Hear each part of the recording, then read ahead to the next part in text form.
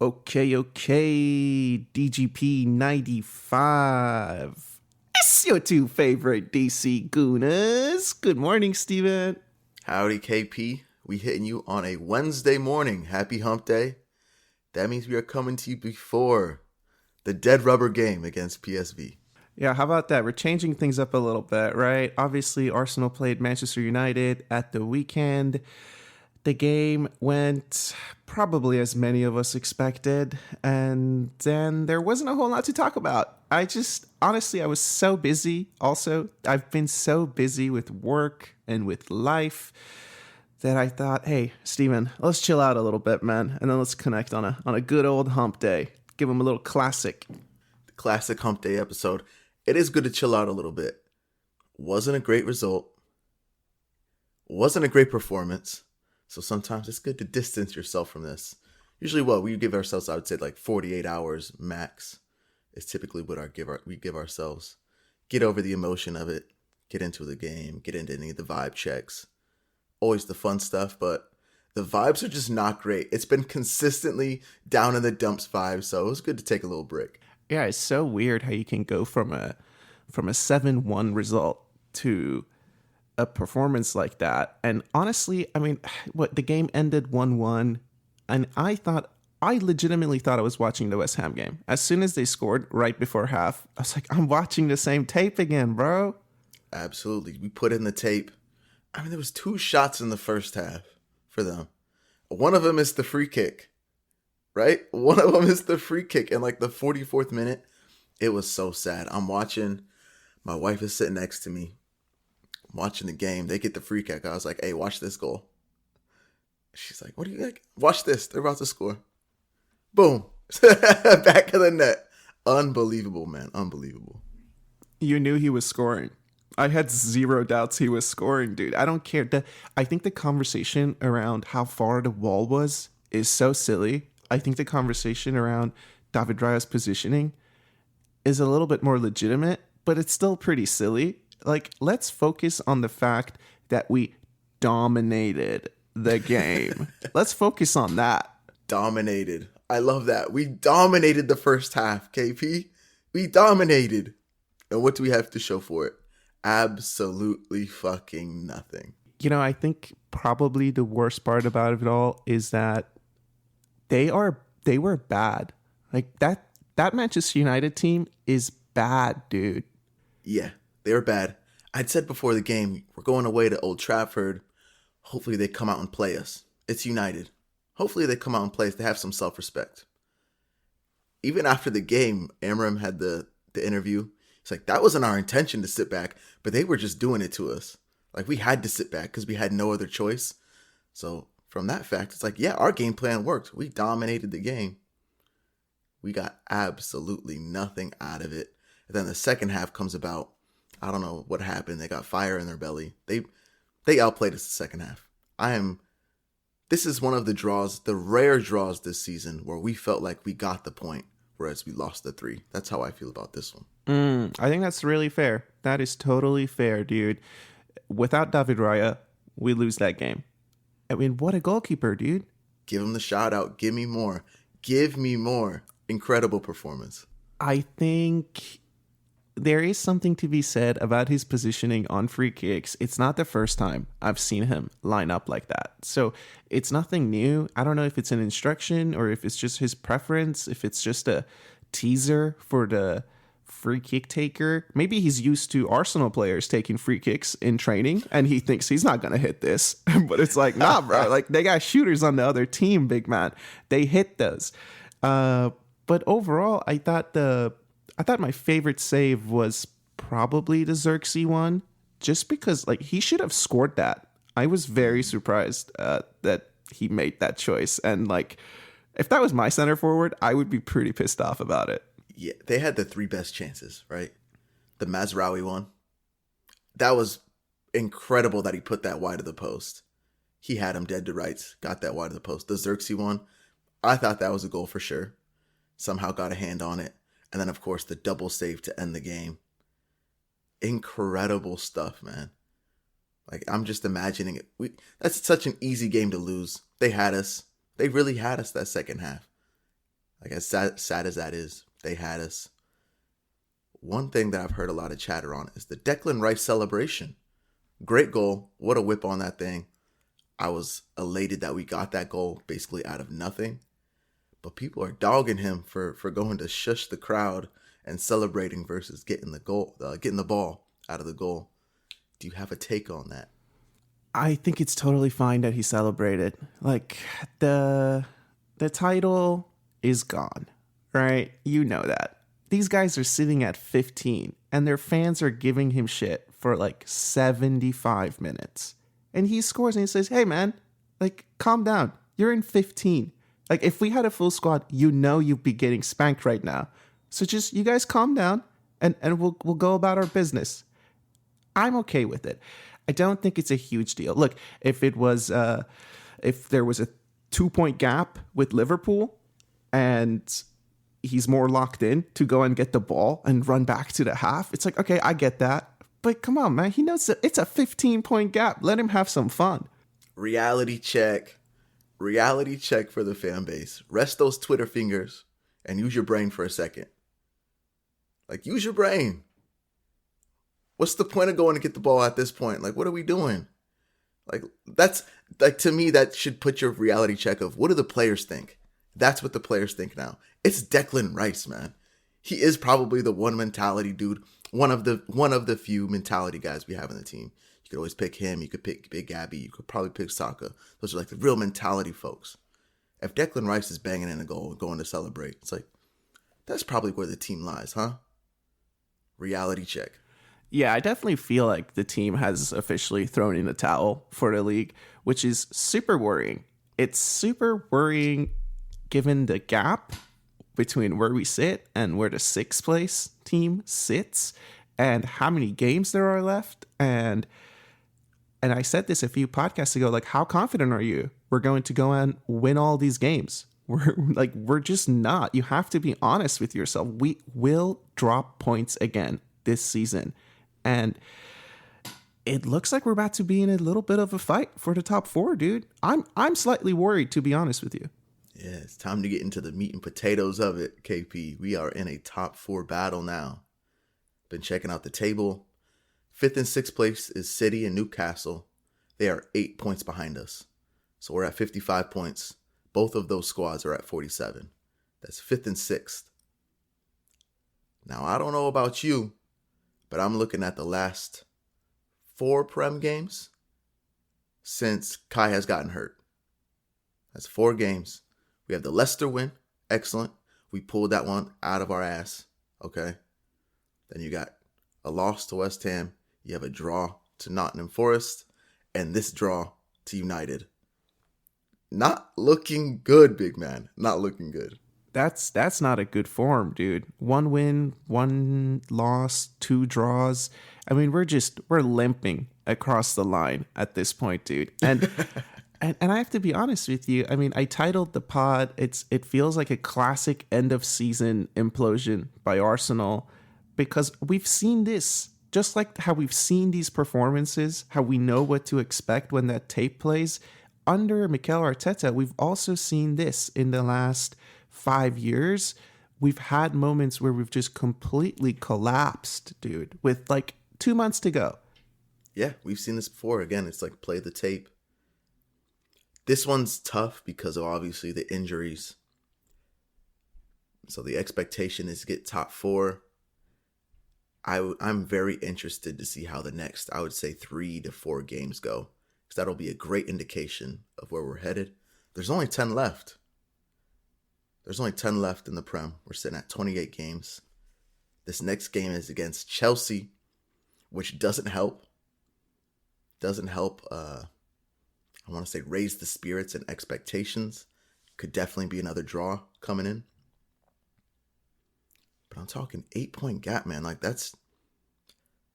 I'm a little bit worried. Like, I'm not even going to be like on some crazy stuff. Like, I'm a little bit worried about it. No, it's not that much, dude. I mean, I don't really know exactly the schedule. I can pull it up, obviously. But I did see that the last 4 games of the league for us, it's Bournemouth, Newcastle, Liverpool. That's 9 points right there. There's 9 points right there before we end the season. And today, as I sit here, what is it? March 12th, Wednesday morning, 7 a.m. I'm not confident we're going to get all the points we need to avoid a serious fight for our Champions League spot. Yeah, and I guess let's just be like truthful about it. Should we do it? Yeah. Like if I was going to bet, will we or will we not? I would bet yes, we're going to do it. We should be able to do it. The worrying thing is just the current form I'd put on here. So Marino has started 3 games at striker in the Prem. I'm leaving that 7-goal game out. That's an outlier. I'm not including that, right? Prem teams know how to play us. He started 3 games. We have 1 goal in those 3 games, and it was the Declan Rice goal, right? That is very worrying. Something to me needs to change. Now the question is, what will change? Will there be any change? Martinelli is back. That is our one maybe shining moment we can look at, or like little thing on the side, like, oh, we got Martinelli back. But then you see him miss that 1 goal. Yes, he was offside, but he just blasted that thing over. It's like, oh, that's the Martinelli we've seen all season. That's also why we're in this position. Yeah, Mr. Worldwide. He was back, dude. He was back. I was excited. I was excited for Martinelli Hive. I definitely felt like we rushed him back. When I saw him running the first 5 minutes, immediately as soon as he subbed on, also Martin Odegaard, I think, played him a really long through ball. I was like, oh boy. He started sprinting. I thought, oh my gosh, it's gonna go. That hamstring's gonna go again. And I honestly genuinely don't know what's going through the coaching staff's heads. I feel like we are at a little bit of a head loss, right? They're making a big deal about how Mikel Arteta ended his interview, right? Kind of left at the end when they were asking him, is the title done? Does it have to do with you not signing a striker? He's sick of it. He's over it. But then I'm watching the game. Our makeshift striker, Mikel Merino, plays 60 minutes up top, and then we move him to left 8 to end the game against Manchester United. And I'm sitting here thinking, this is actually insane. This is fucking insane, dude. Do we want his hamstrings to go too? He looked so tired that when that ball gets turned over for the big Declan Rice tackle, which he celebrated afterwards, but that's a tired mistake. Yeah. This ain't Kai Havertz, bro. I don't know what the thought process is. This isn't Kai Havertz. Kai Havertz is probably an anomaly in that. That's a rare player to have that can put in the shift that he does at striker and then move into your midfield and still put in the shift to close out the game. That is rare, let alone someone that we know really doesn't have the legs to even press like that. We're asking him to do it. He's doing his best. I'm not going to slight Marino, right? He is doing his best. I believe he tracked the most ground last game. Nice. I believe he is trying to cover the ground. He's not covering it fast, but he is covering it. That is actually a crazy thing to do, KP. To put him back into the midfield and expect him to put in a shift. That was wild. I was watching. I was like, was this our plan coming into this game? That if we go down, we're gonna move our makeshift to left 8? It's like, bro, Jorginho is just sitting on the bench. What? Zinchenko at left 8 is sitting on the bench. What? I don't know what's going through their heads. I legitimately think there's a bit of a head loss with the management team, and I totally hear you, Kai Havertz. I mean, we've really missed him. We really, really have missed him for all the shit that this fan base has been giving him. My God, open your eyes, dude. He is very important. He's a very good player. Very good player. First half, I actually really liked his performance. He was definitely the one guy that was going to unlock something. He looked like he was taking initiative. Him and Declan Rice, I thought, were really good in that first half. That domination phase. Who are you talking about? Odegaard. Oh, okay. I thought they were both good in the first half. But then you see Bruno Fernandes hit that free kick. And you're expecting Odegaard to have those moments. We now know Odegaard isn't that dude. I think you have made that point. We now, the fan base, know that point. Odegaard just isn't that guy. Bruno Fernandes, Kevin De Bruyne, like those types of players that a midfielder that can take the game by the scruff and just absolutely dominate it, create goals by scoring or by passing. Odegaard just isn't that kind of guy that's going to take it by the scruff and like dominate it for you. I think he needs other pieces around him in order to do that. He can't be the one guy that steps up and does it himself. Yeah, and I mean, there's some arguments online that there aren't runners for him to be like passing it to. There's a lot of situations that people are pulling up and saying like, well, what's he supposed to do? He has to make the choice of keeping the ball. But then I do feel like the one thing that's become clear over the last 2 months is that he's not a match winner. He's not going to win the game for you on his own. I mean, we've sat here over the last couple of years, and I think they call him like the orchestrator, right? And that is what he is, right? He's just there to make the team tick, to set the press, and he can't do it when the other guys he's used to pressing are not there, when the people who are trying to press with him are just not on the same page or not up to the pace of it all. And ultimately, I was happy that he stepped up to take the free kick, didn't let Raheem Sterling take it. But this time, Declan Rice was on the pitch, right? Like last time, I think we had sub Declan Rice. So Sterling took it. It's like, all right. This time, one, I was very disappointed with his free kick. And then two, I was like, yo, this guy just banged one like it was nothing from the corner of the box. Why didn't he take the free kick? There's just weird, bad things happening, dude. And I really don't know what's going on with Odegaard. I feel bad, and I'm wondering, does a lot of it have to do with the fact that Saka is always double teamed?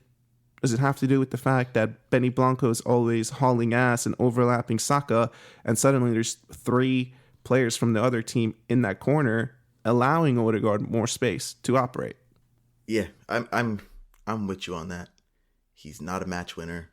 He needs the other players around him to play his game. I'm not slighting Odegaard at all. His players aren't there. It's just become apparent. I believe after the injuries, we expected him, like maybe he has that in his locker. We didn't know. It's becoming apparent now. He just doesn't. He's not that guy. Again, Kevin De Bruyne's, Bruno Fernandes, Frank Lampard's, Steven Gerrard's, like players that could just do it themselves. He just doesn't seem to be that kind of guy. We thought maybe he could be. He's not, right? So now who's around him that he can provide to? And we don't have anybody there that he can provide to. This is what we get. Yeah, and it's a little bit worrying too, listening to the manager kind of post-game or in some of his other interviews recently mention the fact that we haven't scored from corners. I think early in the season, there was a conversation that, these guys are like looking for corners, right? They're looking for set pieces. And we kind of brushed that aside. But now hearing him talk about it, it is very evident that it's top of his mind. He's very much focused on it. He knows it's probably the one way we can score right now. And it's not happening. And we're not even getting the calls. I mean, I felt like there was 3 corners and Big Gabby's ended up on the ground. Like, something has to happen for that big-ass dude to end up on the ground, right? He's not just going down on his own. Never. We're never going to get that call, man. It's just not going to happen. I feel like that's been happening a lot this season, where he's getting the bear hug. There's been a few. I can't remember what game it was, but he got tripped. The guy had fallen. He got tripped. I could go back and find it, but it's like, to me, it's a dead to rights pen. We're just not going to get those. I think people know we do the whole blocking thing. It's just not going to happen for us. Dude, I mean, you put that aside. There's weird things that are not getting called, right? At that Manchester United game, the young man from Arsenal who recently moved to Manchester United, when he headed that ball and he headed it to both of his hands, like he basically headed it, caught the ball, and then dropped it. And we were like, oh, it's fine. It's ball to hand. It's like, That's not our fault that he can't head the ball, dude. That's a handball. That's a penalty. What am I looking at? That's so crazy. People are talking about his arms are in a natural position. And I'm all for that, like not just giving out handballs willy-nilly. It's very kind of a gray area. I'm with that. But when you head the ball directly into your arm, like both of your arms, it's like, I don't know how natural that is, because how often do I see that? How often do you see a guy just heading the ball down into his arms? Basically then trapping it, putting a ball directly into his feet because he dropped the ball with his arms onto the ground. Like, for me, say what you want. For me, that's a pen. If my player, Big Gabby, goes up for a header, smashes the ball into both of his arms, like, yeah, what are you doing? That's a penalty. Sorry. What are you doing? It's weird, right? It's like, what's happening? Is the referee aware of this kid being like 18, 19, and he's just giving him a pass? Like, does he get a little participation trophy at the end of the game? What is going on? There's got to be some kind of standard that we draw up a little bit. But honestly, it's not all looking great. The one guy who has looked great, I'll give him this, these last 2 games, goal and assist, you're one to watch. Jurrien Timber, I feel like he is quietly becoming our best defender. Ooh, I love the shout. I keep saying that he's consistent. It just rings true. You know what you're going to get out of the dude. You just do. I mean, he's putting in good crosses. Maybe it's with Waneri there. He seems like he has to go forward more. I like it. He is getting forward a lot on that overlapping run. Odegaard is very comfortable passing the ball. So he's getting good spaces. And then, of course, whoever he's out, whoever he's on, whoever that winger is on his side, you feel like he's going to do damage there, right? And by damage, I mean Timber. Timber's the one doing the damage there, not the attacker. Timber can always keep that dude in check. No, definitely. I think he's a lockdown defender, dude. I've been very, very impressed with him. It's great to see him playing like this. And honestly, just after an ACL, the performances that he's putting in at this high level so consistently, knowing that this is my spot. It doesn't even look like Benny Blanco is in contention right now, dude. Like, that's his spot right now. I would love to see us ending the season going back to the Ben White right back, Timber left back. See it again. I'm the proponent of getting your best 11 on the field. We're obviously not going to change formations because that's too crazy for Mikel to do that. Let's run it back. So we're going to probably stick with the 4-3-3. But I'd love to see Ben White starting to play. Hopefully he gets some minutes today. I got to ask you about this domination, though. I just can't with it anymore. I'm pretty done with it. I find it to be a little worrying that the low block has become such an issue for us. Specifically, if we're going to play with the squad we currently have. I mentioned the 3 games, we only have 1 goal.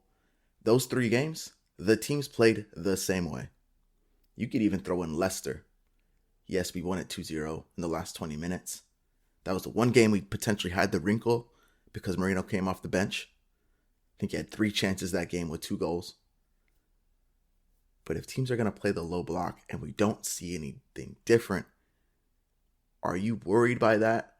My confidence in Mikel is not great at the moment. I'm pretty low.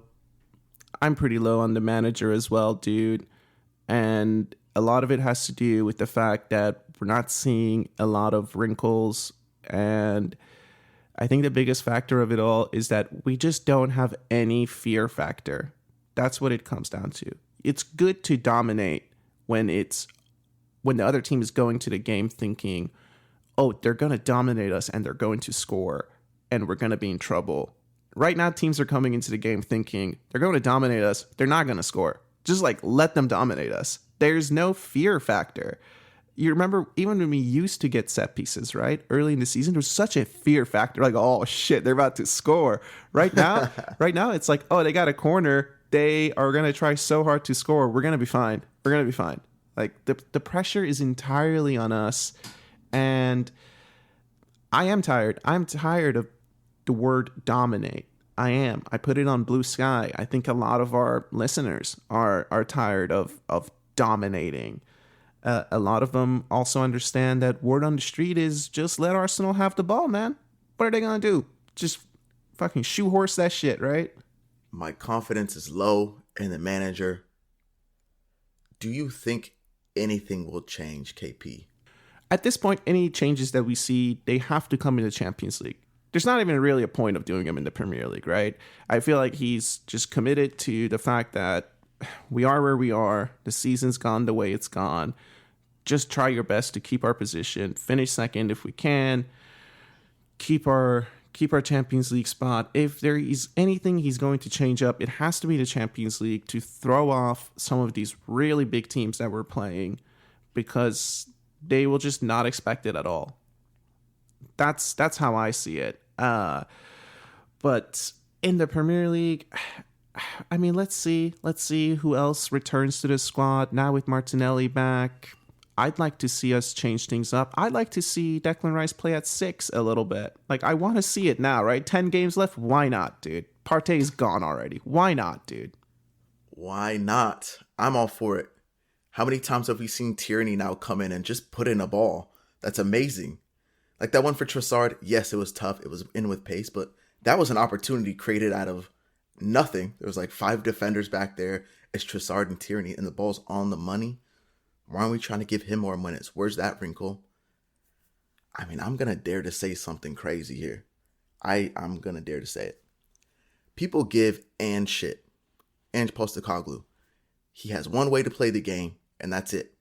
He doesn't change it up. Right? When circumstances change, he says, nah, this is the way I play the game. And this is the way my team is going to approach it. I don't care if we're going to get battered. Can that not be loosely said of like the way we're approaching games right now? We don't have the same squad out there. We don't have the same players. No, fuck it. We're running it back. This is the way we play. I get the results just aren't there. And the results for me aren't there. This is a results-based business. I don't care if we're dominating games. If we're not able to score, we're not able to not get sucker punched. Okay? I'm like starting to lean this way, and I don't want to. I'm a Mikel guy. But I don't see anything that I'm like getting excited about. There's no changes. There's no tactical genius there. There's nothing that's changed, KP. You expect a big-time manager to have something up his sleeve, something in his pocket. Yeah. I have not seen anything. Yeah. Not even one change of formation. Not even one change of passing patterns, it feels like. And, I mean, we said the PSV game was a one-off. We still feel that way. It proved to be true. And honestly, the biggest thing I'm struggling with this domination factor is that what's the point? What's the point of being so dominant? What's the point of being undefeated for the last 18 games against the top 6, the big 6, if half of those 18 games were draws? What is the point of being undefeated against all of these big teams if we just draw them? I like that. It makes sense. I want to say on one hand, you could say that's the games we should be drawing, right? Those are the ones, if you're going to drop points, that's fine. And a draw is great because you're picking something up. I've always been on the other side of, well, the rest of the 14, we dropped too many points to those folks. It's just, I don't want to be this to be a depressing pod, but we are in a bad spot, KP. We're in a bad spot. I got to watch some other Champions League games. It is so fun to watch Barcelona, Liverpool, PSG play. There's a freedom there. There's an excitement. It's fun to watch those games. Watching our games, it's not fun. It is not fun. No, I totally hear you. I'm not having fun. And the weird part about it all is that I was actually thinking about this last night. Like, even the game that we won 7-1, when I was watching that game, I don't know if I had fun watching us score 7 goals. Even I think what I was feeling was shock. It wasn't happiness and fun. It was just like, oh, where did this come from? This is kind of cool. Well, we go again today. 7-1 on Ag. I'm hoping we really rotate things. The one thing that I want to mention about that today's game, Timber is sitting on 2 yellow cards. If he gets one more, it's a ban. For the quarters, dare I dream? I think we're through. I'm going to say we're through. So don't get Timber on the field today. Don't need a yellow card, but let's change it up. What are you expecting? Yeah, I'd like to see at least like put Kiwior in there. I feel like put Zinchenko in there. Give Benny Blanco a good long run. I do feel like, those defenders need a bit of a break who've been playing a lot. I think in the midfield, yeah, if you can, bring in J20. Why not, dude? Let him have a run at the start. I think he'll do fine. It's hard because I want to say like rotate the forwards a little bit, give them a bit of a break. But I don't know. I expect Trossard to be on the starting sheet. I expect Winery to be on the starting sheet. So, but I do think in the back line at least, please rotate. Like if I see us start our best back line, I would be so upset, Steven. This is going to be the only opportunity really left, except after we batter Real on the first leg, and then we can rest them again. But seriously, this is the last opportunity to do it. I'm hoping we see something a little bit crazy. Marino, give Marino a break. Dude's been running. What's that dude's name? Butler Oyedeji? The young kid that is always on the bench, the striker that never gets any minutes. Either he's not good, or Mikel's about to whip out some 40 chess on us. That wrinkle we've been asking for. Hopefully this kid comes in and lights it up. I'm hoping Tierney gets minutes. I mean, I don't expect a lot, KP, but the back line is a great shout. That back line has to be rotated, dude. I mean, it's a 6-goal difference. Come on, man. Get it together.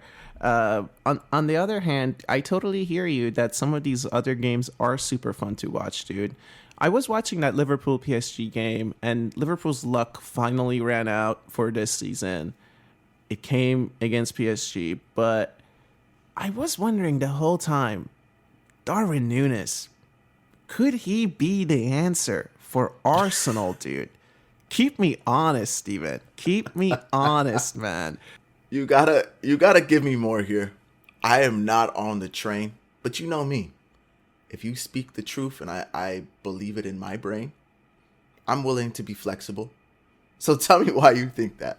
Okay, so for starters, I'm getting the same Kai Havertz Chelsea vibes that the Liverpool fans have turned on him. So I do feel like they're not fully behind him. They don't fully appreciate what he offers. So I feel like we could get him for like 60 million just because they had bought him for 80. And I don't think he's worth 80 given where he stands right now. So I feel like there's a bit of a price cut there. With that in mind, you look back to his first season in the Premier League, he had 9 goals and I think maybe like 5 assists. You look back to his second Premier League season, he had 11 goals and 8 assists. This season, he's sitting on 4 goals, I think, but he's not playing as much as he was his first 2 seasons. I don't think Slot likes him as much, and he's been favoring the other forwards. He's been getting some dead minutes or some chances recently in the Champions League, but I think if they're sick and tired of him, and I know that he's had a good couple of seasons, and I know he can run, dude. I know he would be so good for our press. I'm watching Marino press. Like, if Núñez and Odegaard were pressing together, and Kai Havertz, that's pretty scary, dude. That's a pretty good press, right? You got Martinelli, you got Saka. That's a fast forward line. We don't have that fast forward. And he gives us that chaos factor. We're sitting here and we're saying, who's going to bring chaos to these games, right? That guy creates chaos. So I think if he's available, it's a pretty good buying signal to me, dude. I see huge upside. Huge upside. Upside, I want to say I agree on the upside. And that's just from me watching this dude play. He's always around there sniffing. Like, he is he's a freak of nature in the fact that he's huge and he's fast and he's so noticeable on the pitch. Kind of like Richie Calafiore. Like, you just notice him from the eye, right? When you're watching a game, he's like just kind of a freak. I do know his finishing is not good. His finishing is bad. That's the only knock you can give him for, which is why he's not able to stay on the field for Liverpool. I think he has head loss moments, but I think something me and you kind of think is we could use that a little bit. We could use somebody with the fire in their belly, because we have a lot of folks that don't have that. It seems like a little bit more of a, we have decorum in the squad. Arsenal is a team of decorum. We understand things. We're higher elevated, it seems like sometimes. It'd be nice to have a dude like Nunes in there. Like, nah, I have no decorum at all. Never heard of it. Absolutely never heard of it. KP, I will say, if the price is right, I wouldn't hate it. If the price is right, it's another body in the squad, and I do think he could do damage. I mean, we've seen it in Liverpool team that runs freely. He obviously does create chaos, so I don't hate it if the price is right. Yeah, it does come down to the price, obviously, but I just see a lot of similarities with Havertz. You know, you just said that he's not amazing at finishing, right? But he's going to get chances. That's how I feel about Havertz. And ultimately, he's getting like 15 goals. He got 15 goals this season, right? So you put a Nunes in there who is also very good at heading. We like to cross the ball. Like, he goes up for headers, dude. I see a lot of potential, and I know it sounds crazy. I know it does. But Mikel loves signing Premier League players, and the other available strikers are just Isak. That's it. Like, there's no other available striker, I feel like. So go and get this guy. So I don't agree with that. I'm thinking this is like a supplemental. We're going to get our striker that we wanted, and he's like a supplementary attacker, right? Like, maybe we play him on the wings or something. KP, imagine the fan base if we pick up this dude as our striker. Nah, we can't be having that. I'm talking the price is right. Like, if we're talking 25 mil or something, dude, the price would have to be right. Okay, don't give me some, he's 80 mil, now we're going to pay 60 for him. Yo, the fan base would be gone at that point. Dude, 25, can't be having that. Come on, man. Yeah, I'm talking crazy numbers like that. If Liverpool don't want him that bad, go ahead, give him to us for free on the low. No, if they sell him 25, it's abroad, dude. It's not to the other team that was just a few points behind them. I'm talking Trossard numbers here. What we got Trossard for in January. That's what I need him for. No way, dude. Could you imagine the fan base if we picked this dude up as our one attacker? Please. There would be a lot of hate in the beginning. I mean, obviously there would be. You look at the hate Kai Havertz got and is still getting, and like, it's just some people make up their mind the day the signing happens, and that's it. Like, that's it, bro. This guy is shit. I don't like him. I hate him. Get him out of my club. That person exists. It's out there. It's not me. It's not us, right? I think I like to give people a chance, and I just feel like, look, it would be a good option to have. And you're right. He can play across the line. It wouldn't just be as a striker. And I like it, dude. I like it personally. It is what it is, man. It is what it is. I'm sorry. I feel like I baited you into that by kind of like acting like I was wanting to flip the page. Ain't no way. I'm sorry, but there just ain't no way, KP. There ain't no way. Yeah, probably not. It's a hypothetical. That's what you get when you listen to DGP. Sometimes crazy ideas get floated. Like, I don't know, maybe we should play 3 in the back. I don't know. These are just crazy ideas that get floated around on DGP. So who do we play next in the league, man? Chelsea. That's right. You said that. Home, huh? Sunday. Oof. Do we win? The big question. Do we win? The bigger question. Do we score a goal? That's the bigger question for me. Can we even score a goal? Here's what I will say, KP. Will Chelsea put up a low block? No, they will not. I believe they come out to play us.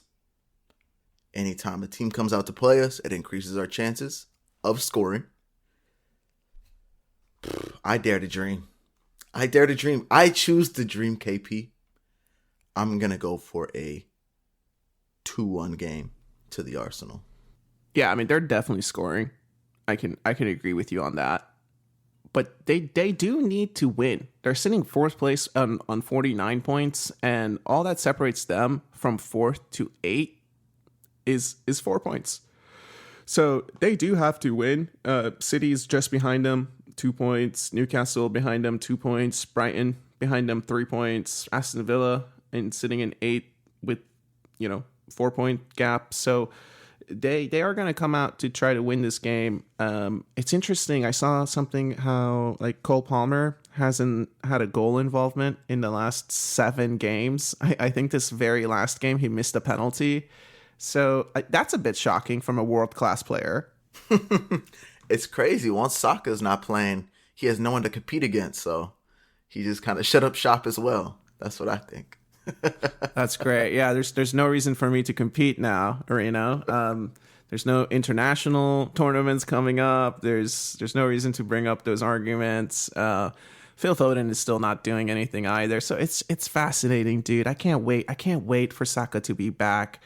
I don't expect him to play this season though. At this rate, do you expect him to actually play this season with 10 games to go? No, I don't. I think we just rest him. If for some craziness we do end up really far in the Champions League, yes, I could see us having to go there, especially in like a sub situation. But as of today, hump day, no. Yeah, I don't think so. My score prediction for the Chelsea game, you know what? You kind of convinced me, man. I'll go 3-1. I'll go 3-1 again. Run it back, dude. Run it back, Mikel.